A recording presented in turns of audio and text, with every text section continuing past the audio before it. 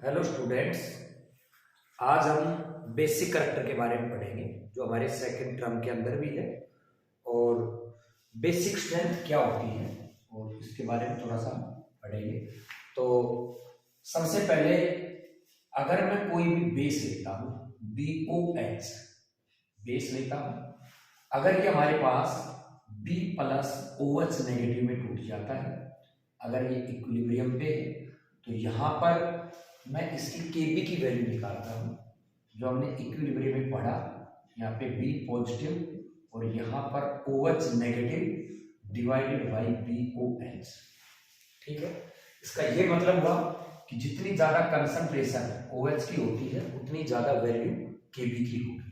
तो मुझे इस चीज से कोई लेना देना नहीं है, मुझे केवल ये बात ध्यान रखनी है कि Kb को अगर हम बढ़ाएंगे तो बेसिक स्ट्रेंथ बढ़ेगी। ठीक है ना, बेसिक स्ट्रेंथ भी क्या होगी, इंक्रीज होगी। और मुझे ये भी पता है कि जो PKB जो होता है वो माइनस log ऑफ KB होता है। It means when PKB increases, basic strength जो है हमारी, बेसिक स्ट्रेंथ वो क्या हो जाएगी, बेसिक स्ट्रेंथ डिक्रीजेस। ठीक है, क्लियर है। अच्छा, इसके बाद हम एक छोटी सी बात और लिखेंगे, स्टेबल एनाइन वीकर बेस। यहां पर एक हमें एक चीज और लिखनी है, बड़ी इंपॉर्टेंट है, वो याद रखना है। Stable A9 weaker base. अगर मेरा एनाइन स्टेबल है तो जो बेस होगा वो वीकर होगा। इस चीज को मुझे ध्यान रखना है, ठीक है ना।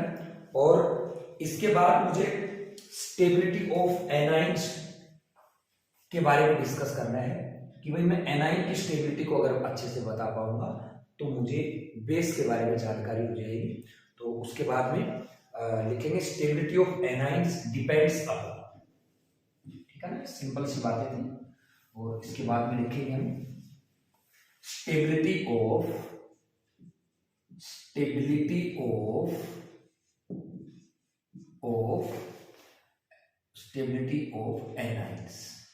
एनाइंस की स्टेबिलिटी जो है ना, ऑफ एनाइंस डिपेंड्स अपॉन किसके ऊपर डिपेंड करती है। ठीक है, तो इसके अंदर हम नंबर 1 जो करेंगे तो वो है हमारा इलेक्ट्रोनेगेटिविटी। जो इलेक्ट्रोनेगेटिविटी मुझे बतानी है, इलेक्ट्रोनेगेटिविटी हमें किसकी चेक करनी होती है, जिसके ऊपर नेगेटिव चार्ज होता है। ठीक है ना।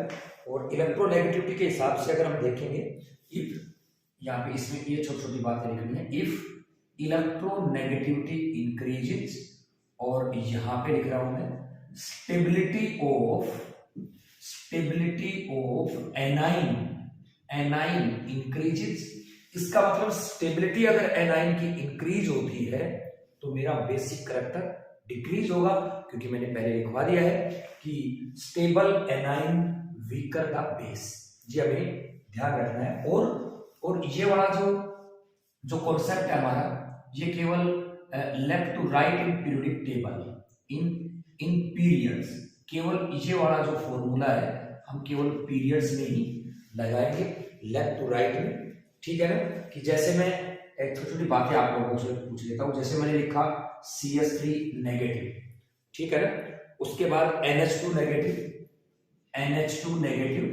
यहाँ पे लिखा मैंने OH नेगेटिव, यहाँ पे लिखा मैंने F नेगेटिव। मुझे पता है कि कार्बन, नाइट्रोजन, ऑक्सीजन, फ्लोरीन एक पीरियड के अंदर है। ठीक है ना, तो जो जिसकी इलेक्ट्रोनेगेटिविटी इंक्रीज होती चली जाएगी, स्टेबिलिटी ऑफ एनाइन बढ़ता जाएगा। तो अगर मुझे एनाइन के बारे में बताना है तो ये सबसे ज्यादा स्टेबल है और ये सबसे कम स्टेबल है। लेकिन अगर मुझे इसकी Kb की वैल्यू बतानी है, तो यहां पर ये इसको अगर मैं फर्स्ट, सेकंड, अगर थर्ड, फोर्थ अगर बताता हूं तो Kb की वैल्यू मेरी क्या होगी, पहले फर्स्ट, सेकंड, थर्ड और फोर्थ। क्यों, ये मेरा एनाइन स्टेबल है इसलिए ये वीक बेस होता है।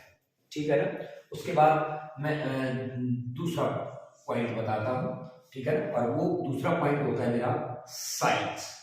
क्लियर। अगर मैं साइज के बारे में बताता हूं कि साइज इंक्रीज करूंगा मैं, इफ ये लिखता हूं, इफ साइज इंक्रीजेज, और यहां पे लिख रहा हूं स्टेबिलिटी, स्टेबिलिटी किसकी, stability of anion, stability of anion increases, और ध्यान रखना है ये ओनली फॉर ग्रुप्स, ये ग्रुप्स के लिए होता है, और ग्रुप्स का मतलब है कि टॉप टू बॉटम अगर इसको हम यूज करेंगे, टॉप टू बॉटम, क्लियर है। एक एग्जांपल ले लेता हूं टॉप टू बॉटम का, ठीक है, इसको ऊपर से रब करके देखो, अगर मैंने लिया सपोज करो यहां पे लिखा F negative, Cl negative, Br negative और I नेगेटिव, मुझे पता है टॉप टू बॉटम अगर आएंगे तो मेरा साइज क्या होता है, इसका इंक्रीज होता है। साइज अगर इंक्रीज होता है तो यहां पे लिख रहा हूं मैं stability, stability of anion, A9 भी क्या होगी, इंक्रीजेस। सो केबी की वैल्यू अगर मैं देखूंगा तो जितना ये सबसे ज्यादा स्टेबल है, समझ गए मेरी बात। तो बेस अगर देखेंगे तो बेस का उल्टा हो जाएगा, ठीक है ना। तो साइज अगर मेरा ज्यादा है तो ऊपर से नीचे आएंगे, तो इसका बेसिक अगर मुझे स्ट्रेंथ इसके अंदर बतानी है तो सबसे कम स्टेबल कौन सा है, उल्टा। केबी की वैल्यू अगर होगी तो F नेगेटिव की सबसे ज्यादा, फिर Cl नेगेटिव की, फिर Br नेगेटिव की और I नेगेटिव, क्लियर है। उसके बाद में इसका एक और मैं आप लोगों को जो बताता हूँ छोटी छोटी चीजें, जैसे मैं OH और SH के बारे में बता दूं इसी के अंदर, ठीक है ना, कि मैंने लिखा कि भाई मेरे पास एक OH नेगेटिव है और एक SH नेगेटिव है, बताओ आप केबी की वैल्यू। तो इस तरीके से हम केबी की वैल्यू मुझे बतानी है, क्योंकि ये साइज का है, यहाँ पे साइज वाली बात है, क्योंकि ऑक्सीजन के बाद सल्फर आता है तो ये साइज से के ऊपर डिपेंड करता है। अगर मैं OH और NH2 की बात करूं, OH नेगेटिव और NH2 नेगेटिव की बात करूं, तो आपको पता है यहाँ पे OH और NH2 में NH2 होता है, तो यहाँ पे इलेक्ट्रॉन नेगेटिविटी वाला जो रूल है वो लगता है, ठीक है। जो थर्ड पॉइंट है इसका कि केबी की वैल्यू बेसिसिटी किस पे डिपेंड करती है, वो मैं आपको बताता हूं। तो यहां पे लिख रहा हूं, ठीक है ना, presence of electron withdrawing group, जो इलेक्ट्रॉन को खींचने वाला ग्रुप है, presence of electron withdrawing group, अगर जो जो खींचेंगे हम, तो यहां पे लिख रहा हूं मैं stability, stability of anion, stability of anion decreases, क्योंकि स्टेबिलिटी नहीं, अगर इसके ऊपर नेगेटिव चार्ज है, अगर इलेक्ट्रॉन खींच रहे हैं तो इस पे क्या होगा, इंक्रीजेस, ठीक है ना। और बेसिक करैक्टर, अगर बेसिक स्ट्रेंथ की बात करता हूं, बेसिक स्ट्रेंथ क्या होगी, डिक्रीजेस। अगर मैं इलेक्ट्रॉन डोनेटिंग ग्रुप लगाता हूं तो मेरी जो यहां पे ऊपर लिख देता हूं मैं, ठीक है, अगर मैं कोई डोनेटिंग ग्रुप लगाता हूं, यहां पे लिख रहा हूं इलेक्ट्रॉन डोनेटिंग अगर ग्रुप लगाता हूं, तो इलेक्ट्रॉन डोनेटिंग ग्रुप से क्या होगा, जो बेसिक स्ट्रेंथ होती है, जो बेसिक स्ट्रेंथ होती है वो इंक्रीज होती है, ठीक है ना। अगर मैं इसके लिए कुछ छोटे छोटे एग्जांपल्स करूं तो वो मैं आपको वैसे एग्जांपल्स लेता हूं, ठीक है ना। एक एग्जांपल मैं ये लेता हूं जैसे, ठीक है ना, CH2 double bond CH, single bond CH2 negative, बड़े सिंपल एग्जांपल है। CH3 CH2 नेगेटिव, अब दोनों ही एनाइन है, मुझे पहले एनाइन की स्टेबिलिटी चेक करनी है। आपको पता है कि जो ये नेगेटिव चार्ज है रेजोनेंस के अंदर क्या हो जाएगा, लोकेलाइज हो जाएगा, ठीक है ना। ये नहीं हो पाएगा तो ये वाला एनाइन ज्यादा स्टेबल है, ये वाला एनाइन क्या है, ज्यादा स्टेबल है। तो अगर मैं केबी की वैल्यू लिखूंगा तो केबी ज्यादा कहूंगा, केबी की वैल्यू इसकी ज्यादा हो, तो second is more basic than first, क्योंकि ये ज्यादा स्टेबल एनाइन है तो ये वीकर बेस होता है, ठीक है। एक एग्जांपल अगर मैं और ले लेता हूं, जैसे यहां पर CH3, यहां पर CH3, यहां पर CH3, इसके ऊपर नेगेटिव चार्ज, देखो ये इलेक्ट्रॉन रिलीजिंग ग्रुप मैंने यहाँ पे 3 लगाए हैं। अगर मैं यहाँ पे कर देता हूं CH3, यहाँ पर भी CH3 CH और यहाँ पर भी एक नेगेटिव चार्ज कर देता हूं, तो जितने ज्यादा इलेक्ट्रॉन डोनेटिंग ग्रुप होते हैं, आपको पता है बेसिक करंट उतना ही ज्यादा बढ़ता है। तो अगर मैं इसमें Kb की अगर वैल्यू करता हूं तो ये मेरा क्या होगा, ज्यादा बेसिक होगा। समझ गए मेरी बात। अगर मैं सपोज करो एक एग्जांपल और ले लेता हूं, इसके साथ में O नेगेटिव लिख देता हूं, CH3, यहां पर भी CH3 यहां पे O नेगेटिव लिख दूं, ठीक है ना। और दूसरा मैं यहां पर जैसे ये कर देता हूं CH3 CH2 O नेगेटिव। अगर इनके अंदर मुझे पहले आप इसको सोचोगे कि कौन सा मेरा एनाइन स्टेबल है, जो एनाइन स्टेबल होगा उसका क्या होगा, बेसिक करैक्टर वीक होगा, तो इसके अंदर एनाइन स्टेबिलिटी की बात देख लो, या डायरेक्ट भी मैं इसके अंदर इलेक्ट्रॉन डोनेटिंग ग्रुप के आधार पे मैं आपको इसमें बता सकता हूं कि ये मेरा क्या होगा, ज्यादा बेसिक होगा।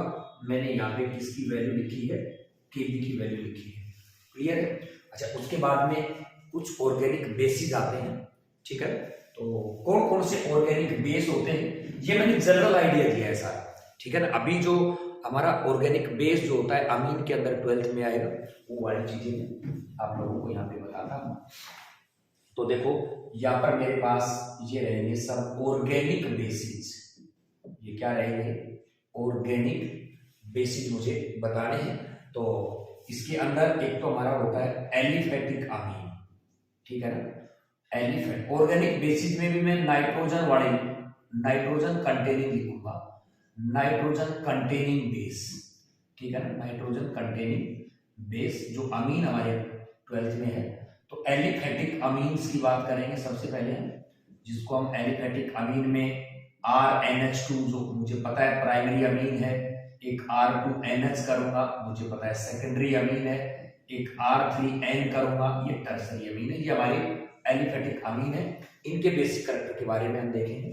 और नंबर 2 पे अगर हम देखा जाए तो इसमें एरोमेटिक भी होता है, ठीक है, एरोमेटिक अमीन। तो एरोमेटिक अमीन के अंदर हम ये एनिलीन के बारे में जिक्र करेंगे और इनके बेसिक करैक्टर के बारे में पढ़ेंगे, ठीक है ना। और तीसरा होता है हमारा एमिडीन्स भी होता है, तीसरा होता है हमारा कौन सा, एमिडीन्स। और एमिडीन्स ये है RC double bond ONH single bond NH2, ये एमिडीन होता है, ठीक है। एमिडीन के बारे में भी हम डिस्कस करेंगे। और उसके बाद में होता है अमाइड, अमाइड भी एक नाइट्रोजन कंटेनिंग बेस होता है, RC डबल बॉन्ड ONH2। तो सबसे पहला काम तो मेरा ये है कि इनके अंदर कौन ज्यादा बेसिक होता है और कौन कम बेसिक होता है। तो सबसे पहले आपको याद रखना है सबसे ज्यादा बेसिक इनके अंदर कौन सा होगा, एमिडीन्स।